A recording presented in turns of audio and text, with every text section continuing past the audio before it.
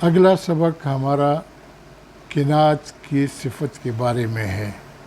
در صفت قناعت، دلاگر قناعت بدست آوری، در عقلی مراحت کنی سروری۔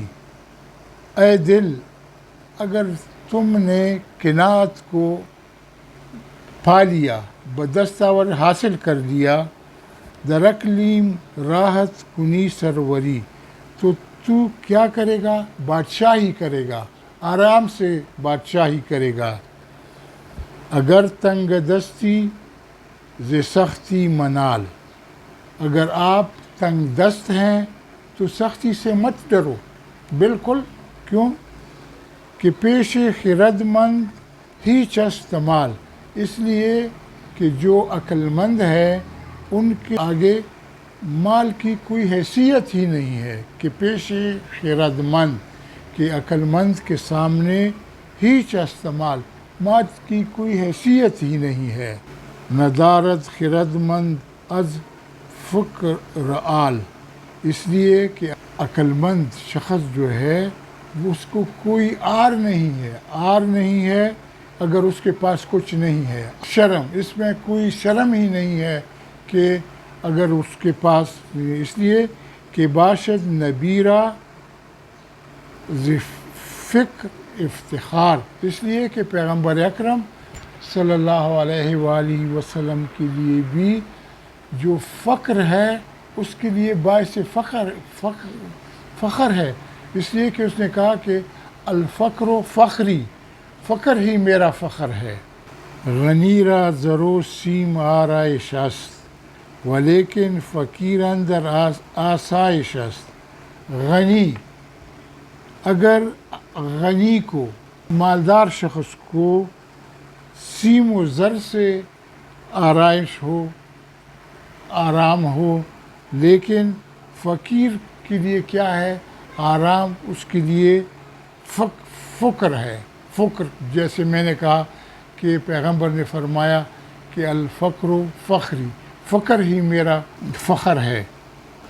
غنی گر نباشی مکن اضطراب، اگر تم غنی نہیں ہو تو اضطراب مت کرو، کوئی ضرورت ہی نہیں ہے مضطرب رہنے کی۔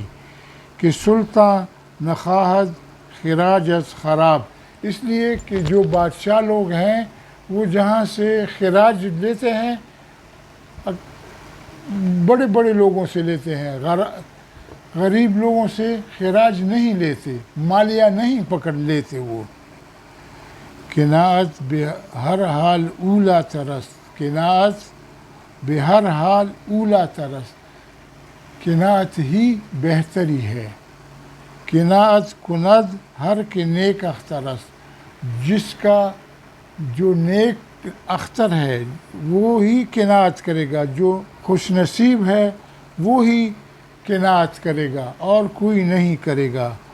زنور قناعت برافروز جان، اگر داری از نیک بختی نشان، اگر تمہارے پاس نیک بختی کا کوئی نشان بھی ہے تو تم اس قناعت سے ہی اپنا جان اوپر لے جاؤ، افروز کرو، پھیلا دو لوگوں کے سامنے۔ حرص کی مذمت میں پڑھیں گے۔ حرص کی معنی ہے لالچ، طمع، اور اس کی حقیقت دل کا مال وغیرہ کے ساتھ مشغول ہونا ہے، مصروف ہونا ہے، اور اس کو دور کرنے کا طریقہ یہ ہے کہ اپنا خرچ گھٹائے تاکہ زیادہ آمدنی کی فکر نہ ہو۔ تو اس میں آج ہم پڑھیں گے کہ کیا کہتا ہے سعدی۔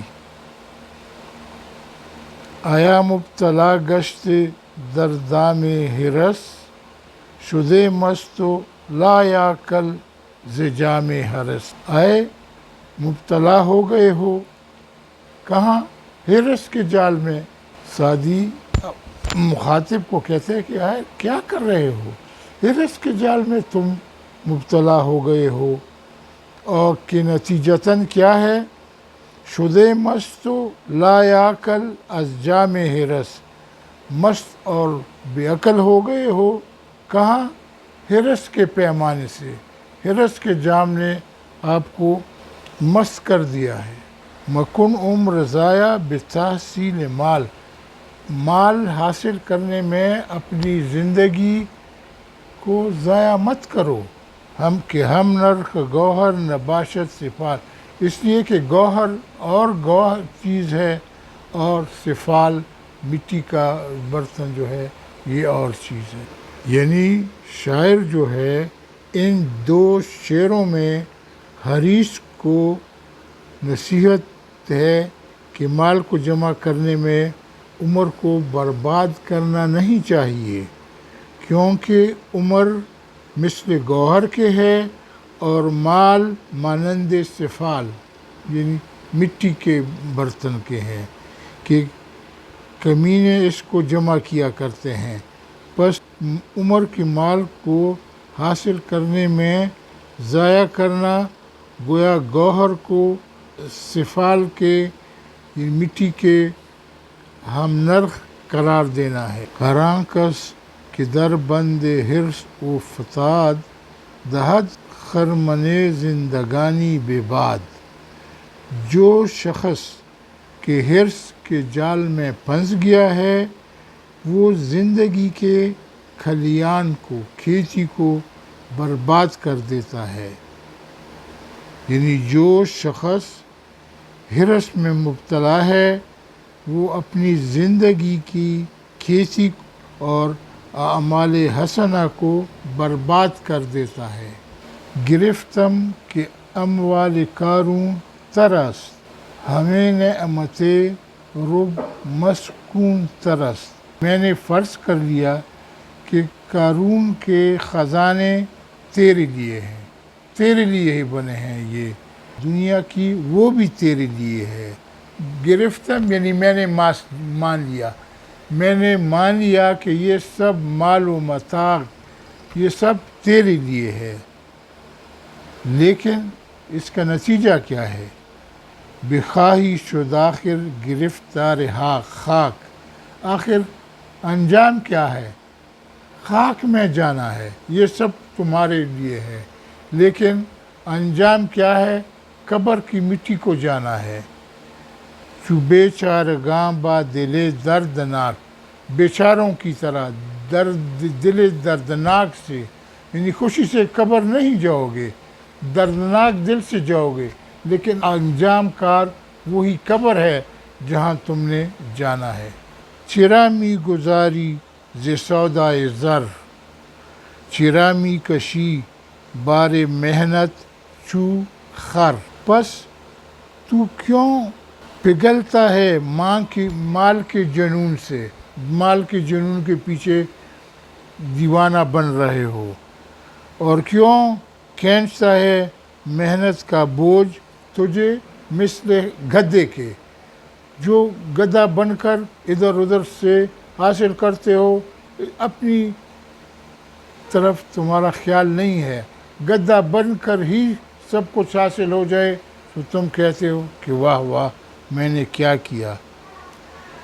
چرا می کشی محنت از بہر مال، کہ خواہی شدن ناگہاں پائے مال، کیوں محنت برداشت کرتا ہے مال کے پیچھے؟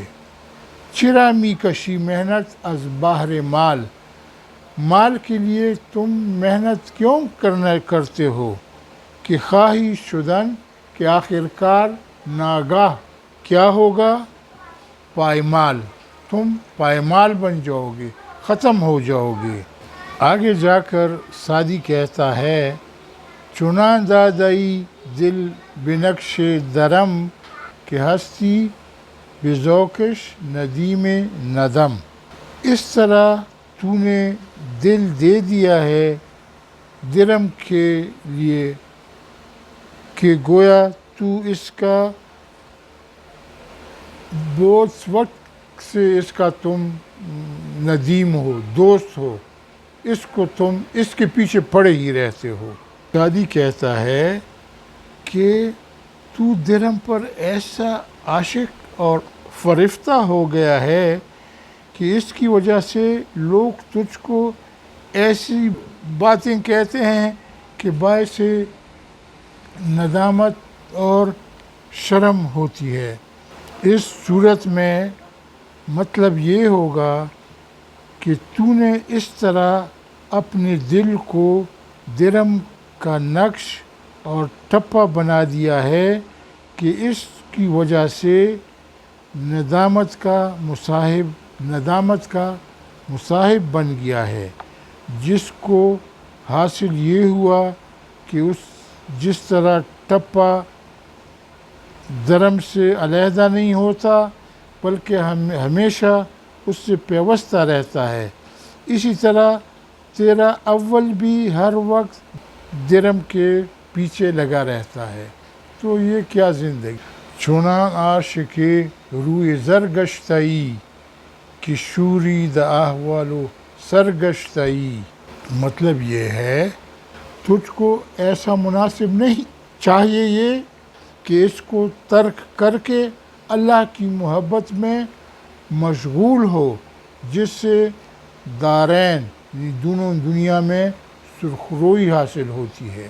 سعدی کہتا ہے کہ چنان گشتئی سے بہر شکار کہ یادت نہ آید ز روز شمار، کہ تو ایسا شکاری بن گیا ہے شکار کے لیے کہ تجھے یاد ہی نہیں قیامت کے دن کہ تم نے قیامت کے بھی جانا ہے، وہاں بھی تم نے پیش ہونا ہے، ایسے ہی تم نے اس میں اپنے آپ کو لگائے رکھا ہے۔ مبادا دلے آں فرو مایا شاد کہ از بہر دنیا دہد دین بے بعد، نہ ہو اس کمینے کا دل خوش، ایسا نہ ہو کہ تیرے رویے سے اس کمینے کا دل خوش ہو جائے جو کہ دنیا کے واسطے دین کو برباد کرنے پر تلا ہوا ہے۔